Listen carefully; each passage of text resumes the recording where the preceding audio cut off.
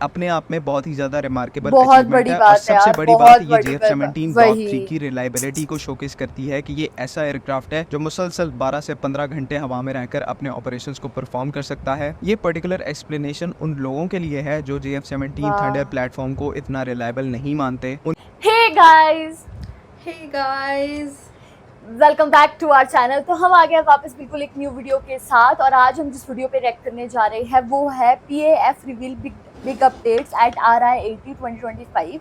और यार मतलब कि हम लोगों को कोई आइडिया नहीं है RI-80 होता क्या है, तो आई होप इस वीडियो से हम लोगों को वो भी पता लगेगा। पर ये तो पता है हम लोगों को PF क्या है। PF बेसिकली पाकिस्तान एयरफोर्स के बारे में बात की जा रही है इस वीडियो में, और इसमें शायद इसके डिज़ाइन के बारे में बात की जा रही है, या फिर जो न्यू चेंजेस आए हैं एयर फोर्स में वो उसके बारे में शायद बात की गई है। तो वीडियो को देखकर ही पता लगेगा। तो जल्दी से इस वीडियो को स्टार्ट करते हैं। सो फिर आप भी देखिए, हम भी देखते हैं। Let's start. अस्सलाम वालेकुम, this is ODA foxtrot from defence outpost. तो रिसेंटली पाकिस्तान एयरफोर्स का एक जो कंटिजेंट है वो रॉयल इंटरनेशनल एयर टैटू 2025 के अंदर पार्टिसिपेट करने के लिए यूनाइटेड किंगडम यानी कि यूके के अंदर मौजूद है। और इस पूरे इवेंट से रिलेटेड कुछ काफी ज्यादा इंपॉर्टेंट और इंटरेस्टिंग फोटोज निकल के आई हैं, और तकरीबन वो फोटोज जो है वो इस टाइम के ऊपर वायरल चल रही हैं। आप लोगों ने भी उन फोटोज को देखा होगा। उसमें पाकिस्तान एयरफोर्स का यार ये तो बिल्कुल ईगल जैसा लग रहा है। मौजूद था, जिसके ऊपर एक Wow. ब्रांड न्यू लिवरी की गई थी। इसकी जो कलर स्कीम है उसको काफी ज्यादा Speechless. यूनिक बनाया गया था, बिकॉज ये जो रायट 2025 है ये Right, बेसिकली एक तो right दुनिया का है सबसे बड़ा एयर इसका शो है, नाम। और इसी के साथ साथ Okay. यहाँ पर पूरी दुनिया से डिफरेंट एयरक्राफ्ट जो है वो अलग अलग कलर स्कीम के साथ आते हैं। Wow. एक कंपटीशन होल्ड किया जाता है, और प्रीवियसली पाकिस्तान एयरफोर्स 2 दफा इस कंपटीशन को जीत चुकी है। क्या तो इस दफा बात है यार, 2025 के शानदार। एडिशन में भी पाकिस्तान एयरफोर्स की तरफ से 2 टाइप के एयरक्राफ्ट ने पार्टिसिपेट किया। एक C-130H जिसका मैंने आपको पहले मेंशन किया, और दूसरा पहली दफा यहाँ पर हमारे JF-17 ब्लॉक 3 ने इस एयर शो के अंदर पार्टिसिपेट किया है। और इसमें और भी जो यूनिक बात है वो ये है कि उस JF-17 ब्लॉक 3 की जो कलर स्कीम थी, जो लिवरी थी उसकी, वो इस टाइम के ऊपर आप अपनी स्क्रीन के सामने देख रहे हैं। ये कितनी ज्यादा यूनिक और स्टनिंग लिवरी है इसकी, जिसको पहली दफा JF-17 ब्लॉक 3 के ऊपर अप्लाई किया गया है, जिससे जो इस पर्टिकुलर एयरक्राफ्ट की लुक्स हैं वो और भी ज्यादा बेहतरीन हो गई है। तो आज हम लोग इस वीडियो के अंदर JF-17 ब्लॉक 3 से रिलेटेड कुछ काफी ज्यादा इंटरेस्टिंग टॉपिक के ऊपर बात करेंगे जो कि इस पूरे इवेंट के दौरान पेश आया। और साथ में पाकिस्तान एयरफोर्स का जो C-130H हरक्यूलिस एयरक्राफ्ट है उसकी टेल के ऊपर पाकिस्तान एयरफोर्स की तरफ से एक बहुत ही ज्यादा इंटरेस्टिंग डिजाइन हमें देखने को मिला। उससे रिलेटेड कुछ काफी ज्यादा इंपॉर्टेंट और इंटरेस्टिंग फैक्ट्स हैं, जो चीजें हमने आइडेंटिफाई की हैं और किस तरह से ये चीजें सेंस बनाती हैं, तो उनको आपके साथ आज शेयर करेंगे। वीडियो एज ऑलवेज काफी ज्यादा इंपॉर्टेंट होने वाली है। इवन दो लोग कॉमेंट्स में मुझे काफी ज्यादा रोस्ट करते हैं कि आप अपनी हर वीडियो को ही बहुत ज्यादा इंपॉर्टेंट बताते हैं, तो मेरे हिसाब से हर वीडियो ही इंपॉर्टेंट होती है, क्योंकि हर वीडियो के अंदर डिफरेंट अपडेट्स होती है, डिफरेंट इन्फॉर्मेशन होती है, तो वो चीज आपके लिए भी इंपॉर्टेंट होती है। बाकी चैनल को अगर सब्सक्राइब नहीं किया हुआ तो please make sure to like this video and do subscribe to the channel. तो सबसे पहले तो मैं यहाँ पर JF-17 ब्लॉक 3 से रिलेटेड एक बहुत ही ज्यादा इंपॉर्टेंट और यूनिक पॉइंट रेज करना चाहूंगा। ये जो इस टाइम के ऊपर royal international air tattoo show हो रहा है ये यूके के अंदर हो रहा है, और पाकिस्तान से अगर आप यूके का डिस्टेंस देखें, एयर डिस्टेंस देखें यानी कि हवाई रास्ता देखें, तो वो तकरीबन 6500 किलोमीटर का रास्ता है। अगर बाय एयर आप इसको मेजर करते हैं, ऑब्वियसली लैंड रोड जो है वो इससे ज्यादा थोड़े से डिफर करते हैं, लेकिन यहाँ पर हम एयर रूट्स की बात करें तो तकरीबन 6500 किलोमीटर का ये डिस्टेंस बनता है। तो यूके इस एयर शो में पार्टिसिपेट करने के लिए पाकिस्तान एयरफोर्स से तकरीबन 4 हमारे जो एरियल एसेट्स हैं उन्होंने टेक ऑफ किया, जिसमें एक हमारा C-130H हरक्यूलिस एयरक्राफ्ट,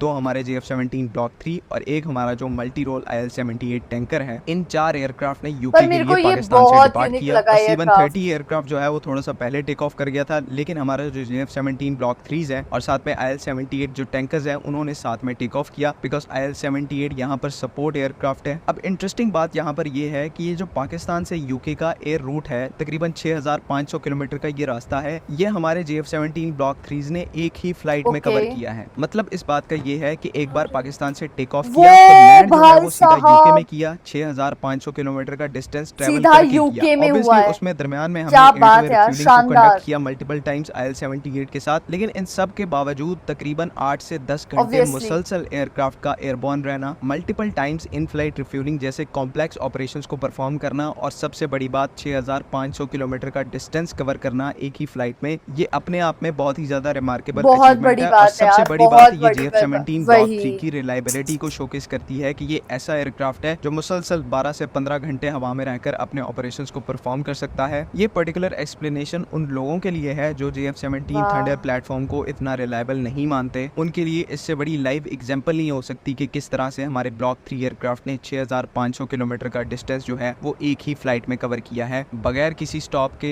बगैर किसी लैंडिंग के। तो ये भी एक इंपॉर्टेंट पॉइंट डिस्कस करने वाला था। और दूसरे मेन पॉइंट की बात करूं तो यहाँ पर पाकिस्तान एयरफोर्स का जो C-130H एयरक्राफ्ट पार्टिसिपेट कर रहा था, उसकी टेल के ऊपर एक बहुत ही ज्यादा इंटरेस्टिंग डिजाइन हमें देखने को मिला, जो कि इस पर्टिकुलर डिजाइन की जो पिक्चर है वो आप इस टाइम के ऊपर अपनी स्क्रीन के ऊपर देख रहे हैं। ये बेसिकली पाकिस्तान एयरफोर्स का newly launch multi domain operations का कॉन्सेप्ट है, जिसमें आपके मल्टीपल जो प्लेटफॉर्म्स हैं वो एक ही कमांड के तहत सिनर्जाइज होते हैं, इंटीग्रेटेड होते हैं और साथ में इसी सिनर्जी के साथ फिर मिलिट्री ऑपरेशंस को कंडक्ट करते हैं। तो यहाँ पर इस पर्टिकुलर टेल डिजाइन में सबसे पहले और सबसे विजिबल जो एयरक्राफ्ट आपको नजर आ रहा है वो इस टाइम के ऊपर हमारा नेक्स्ट जनरेशन PFX एयरक्राफ्ट है। और अगर आप नोटिस करें, जैसे मैंने पहले मेंशन किया कि PFX एयरक्राफ्ट को टॉप पर रखा गया है, जो कि कहीं ना कहीं रिप्रेजेंट करता है पाकिस्तान एयरफोर्स कितनी सीरियस है इस पर्टिकुलर प्रोजेक्ट को लेकर। और इस टाइम के ऊपर जो भी इसके ऊपर काम चल रहा है वो प्रायोरिटी बेसिस के ऊपर हो रहा है। कुछ लोग समझते हैं कि हमारी प्रायोरिटी जो है वो इस टाइम के ऊपर J-35 होना चाहिए, किसी हद तक ये बात सही है, लेकिन वो पर्टिकुलर एयरक्राफ्ट आपको फ्यूचर प्रूफिंग का काम करके नहीं देगा। आपका जो एक मेन गोल है सेल्फ इंडिजिनाइजेशन का, वो J-35 एयरक्राफ्ट से पूरा नहीं होगा। आपको सिर्फ कैपेबिलिटी बूस्ट मिलेगा, लेकिन ये जो PFX एयरक्राफ्ट है ये आपको कैपेबिलिटी बूस्ट तो प्रोवाइड करेगा ही करेगा, and at the same time जो आपका सेल्फ इंडिजिनाइजेशन का गोल है कि आप नीश और क्रिटिकल टेक्नोलॉजीज को अपनी कंट्री के अंदर मैन्युफैक्चर करके उनको सेल्फ प्रूवन बनाए, तो PFX का प्रोजेक्ट जो है वो आपका ये काम भी करेगा। तो 2-in-1 प्रोजेक्ट है और इस वजह से पाकिस्तान एयरफोर्स के लिए ये एक प्रायोरिटी है। सेकंड नंबर पे आपको यहाँ पर JF-17 ब्लॉक 3 नजर आ रहा है और उसके बाद यहाँ पर J-10C एयरक्राफ्ट को रखा गया है। बट अगेन इंटरेस्टिंगली यहाँ पर F-16 एयरक्राफ्ट भी मौजूद है, जो कि ये पर्टिकुलर चीज अपने आप में एक बहुत ही ज्यादा इंपॉर्टेंट साइन है। ये जो आप पूरा टेल डिजाइन देख रहे हैं ये बेसिकली पाकिस्तान एयरफोर्स के नेक्स्ट जनरेशन एयरफोर्स के कॉन्सेप्ट के ऊपर बेस्ड है। और नेक्स्ट जनरेशन एयरफोर्स का मतलब ये है कि आपकी एयरफोर्स के अंदर ऐसे प्लेटफॉर्म हो जो कि नेक्स्ट जनरेशन कैपेबिलिटीज के साथ आए। तो बाकी एयरक्राफ्ट तो यहाँ पर समझ आते हैं कि वो नेक्स्ट जनरेशन प्लेटफॉर्म्स हैं, जिसमें PFX, JF-17 ब्लॉक 3, J-10C ये ऐसे प्लेटफॉर्म्स हैं जो कि नेक्स्ट जनरेशन कैपेबिलिटीज को पोजेस करते हैं, चाहे AES से रडार हो, चाहे लॉन्ग रेंज की BVRs हो। तो इन एयरक्राफ्ट को Pakistan air force next generation platforms की कैटेगरी में कंसिडर करती है। लेकिन यहाँ पर F-16 के केस में चीजें बहुत ही ज्यादा डिफरेंट है, क्योंकि इस टाइम के ऊपर हमारी सर्विस में जो हमारे F-16 एयरक्राफ्ट है वो नेक्स्ट जनरेशन कैपेबिलिटी को पोजेस नहीं करते, बिकॉज ना तो मॉडर्न रेडार्स हैं इन एयरक्राफ्ट के अंदर और ना ही लॉन्ग रेंज की BVR air to air missile है। लेकिन फिर भी क्या वजह है कि ये पाकिस्तान एयरफोर्स के नेक्स्ट जनरेशन एयरफोर्स के कॉन्सेप्ट के अंदर मौजूद है? तो इसका डायरेक्ट मतलब ये है कि पाकिस्तान एयरफोर्स हमारे इन F-16 एयरक्राफ्ट के लिए जो ब्लॉक 70-72 का अपग्रेड है उसको इंश्योर कर रही है यहाँ पर, बिकॉज इसी स्पेसिफिक कंडीशन के अंदर हमारे जो F-16 एयरक्राफ्ट हैं वो नेक्स्ट जनरेशन प्लेटफॉर्म्स के अंदर कन्वर्ट हो सकते हैं। इनके अंदर मॉडर्न AES से रडार्स आएंगे, लॉन्ग रेंज की BVR air to air missiles आएंगी। तो मकसद बात करने का ये है कि दिन ब दिन डाउट्स खत्म होते जा रहे हैं। जो लोग क्वेश्चन कर रहे थे कि पाकिस्तान जो है F-16 को अबेंडन करने वाली है, हम लोग ब्लॉक 70-72 का अपग्रेड नहीं करेंगे, आपके सामने प्रूफ विजिबल है। पाकिस्तान एयरफोर्स के नेक्स्ट जनरेशन एयरफोर्स के कॉन्सेप्ट में F-16 की नुमाया पोजीशन आपको यहाँ पर नजर आ रही है। तो फिजिकल एविडेंस यहाँ पर यही सजेस्ट कर रहा है कि पाकिस्तान एयरफोर्स F-16 ब्लॉक 70-72 की जो अपग्रेड है उसको लेकर सीरियस है और कहीं ना कहीं उसको एग्जीक्यूट करने वाली है आने वाले टाइम में। खैर इसी टेल डिजाइन में अगर आप लोअर लेवल के ऊपर बात करें तो यहाँ पर पाकिस्तान एयरफोर्स के डिफरेंट जो ground based electronic warfare systems है वो यहाँ पर प्रेजेंट हैं, जिसमें से ये जो दो प्लेटफॉर्म्स लेफ्ट साइड के ऊपर हैं ये तो कंफर्म्ड है कि ग्राउंड बेस्ड EW सिस्टम है, एक डेटा लिंक जैमर है और दूसरे आपके एडवांस कम्युनिकेशन और सिग्नल जैमर है। लेकिन ये जो थर्ड व्हीकल यहाँ पर मौजूद है जिसको मैं इस टाइम के ऊपर हाईलाइट भी कर देता हूँ, ये बहुत ही ज्यादा इंटरेस्टिंग व्हीकल है और इससे पहले पाकिस्तान एयरफोर्स ने कहीं पर भी पब्लिकली इस व्हीकल को शोकेस नहीं किया। अगर जनरल कैरेक्टरिस्टिक्स और मेरे पर्सनल पॉइंट ऑफ व्यू की बात करें तो ये मुझे किसी टाइम का ग्राउंड बेस्ड रेडार सिस्टम लग रहा है। हो सकता है 3D एयर सर्च रेडार हो, कोई ऐसा प्रोजेक्ट हो जिसके ऊपर पाकिस्तान एयरफोर्स इस टाइम के ऊपर काम कर रही है। तो ये एक काफी ज्यादा इंटरेस्टिंग सिस्टम हो सकता है इस टाइम के ऊपर और आपको इन्फॉर्मेशन प्रोवाइड नहीं कर सकता, बिकॉज मैं खुद इस सिस्टम को पहली दफा देख रहा हूँ। तो यहाँ पर मैं कोई गलत अजम्पशंस आपको नहीं देना चाहता, लेकिन इंशाल्लाह फ्यूचर में अब क्योंकि हमारे पास फोटोज सामने आ रही हैं तो हम इसके ऊपर और ज्यादा रिसर्च करेंगे, फैक्ट्स को डिग इन करेंगे कि असल में ये जो पूरा सिस्टम है ये क्या है, इसकी वर्किंग क्या है, क्या प्रोजेक्ट का नाम है, किस लिए इसको बनाया जा रहा है। तो ये जो सब फैक्ट्स हैं वो इंशाल्लाह वक्त के साथ साथ आपके सामने लाएंगे। लेकिन ओवरऑल इस चीज को डिस्कस करने का मकसद ये था कि जो पाकिस्तान एयरफोर्स का नेक्स्ट जनरेशन एयरफोर्स का कॉन्सेप्ट है या फिर जो मल्टी डोमेन ऑपरेशंस एनवायरनमेंट का कॉन्सेप्ट है, जिसमें सबसे पहले आपको सैटेलाइट कवर मिल जाता है, उसके बाद आपको डिफरेंट आपके नेक्स्ट जनरेशन प्लेटफॉर्म्स मिल जाते हैं, फाइटर प्लेटफॉर्म्स, उसके बाद आपको इंटीग्रेटेड एयर कमांड नेटवर्क्स मिल जाता है और बाद में फिर आपके जो ground based electronic warfare systems होते हैं, ये तमाम सिस्टम्स मिलकर इंटीग्रेटेड मल्टी डोमेन ऑपरेशंस को इंश्योर करते हैं। और ये ऐसा कॉन्सेप्ट है जिसको पाकिस्तान एयरफोर्स इस टाइम के ऊपर बैटल प्रूफ 1 बना चुकी है। 7 मई 2025 को इसी कॉन्सेप्ट को क्या हमने बड़े बात है अच्छे यार। तरीके से इम्प्लीमेंट किया था और उसके आउटस्टैंडिंग रिजल्ट जो हैं वो इस टाइम के ऊपर पूरी दुनिया के सामने हैं। आज के लिए बस इतना ही। मजीद डिटेल्स आएंगी तो उसको आपके साथ जरूर शेयर करेंगे। बाकी इससे रिलेटेड अगर कोई Pause कर क्वेश्चन दो। है तो काइंडली आप कमेंट्स में जरूर पूछ सकते हैं। अगली वीडियो तक के लिए अल्लाह हाफ़िज़। काफ़ी इंटरेस्टिंग वीडियो थी और इस वीडियो से ना काफ़ी कुछ भी पता लगा।